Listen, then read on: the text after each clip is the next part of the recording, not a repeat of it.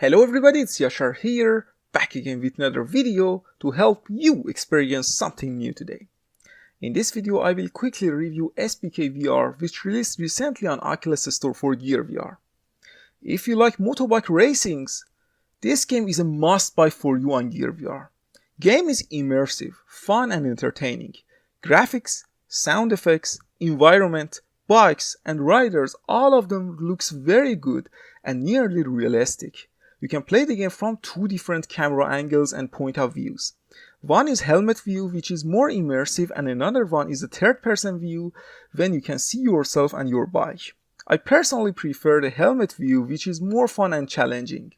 There are 13 tracks, about 24 riders, which all of them are real riders, and there are 3 different game modes, which includes championships, where you can become the Superbike World Champion, Quick Race and Time Attack.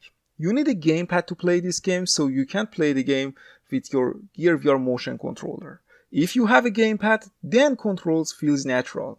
You can easily switch between different camera angles, accelerate and use the brake. The AI in this game works really good and they can definitely compete with you, especially if you increase the difficulty level. Another major credit to developers is the crash scenes. So you would not pass through your opponents like many other racing games, and you can actually crash with other bikes and also environment, which is really cool. The price tag is right as well. The game offers enough content to entertain you for a long time, and there is almost unlimited replayability value in this game, so the game definitely worth $4 Canadian price tag, at least in my opinion.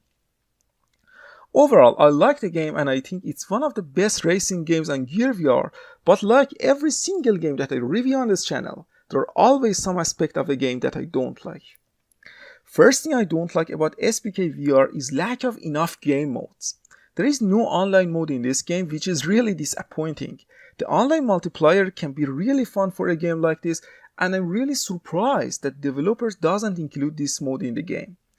The game could have a career mode or something like that as well, when you create your own rider and motorbike and then compete with others, but it is what it is. Next, there is no enough customization or manual options in the game. For example, there is no manual gear change option. It could add a little bit more challenge to the actual gameplay and make it more realistic.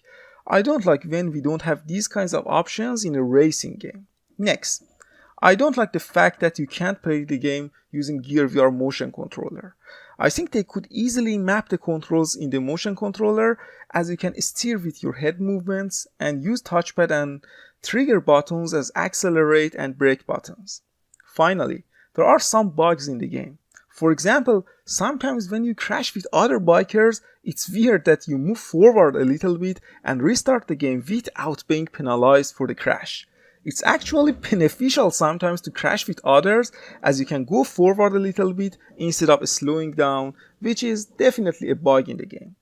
My final verdict for SBK VR is an 8 out of 10. It's a really immersive and fun racing game with some interesting physics and fun gameplay. However, it suffers from lack of online modes, enough customization options and also some bugs. If developers can fix all of these bugs and add an online multiplayer mode, then I would like to increase the game score by 1 and give it a 9 out of 10. But until that time, I see you guys in the next review. Farewell.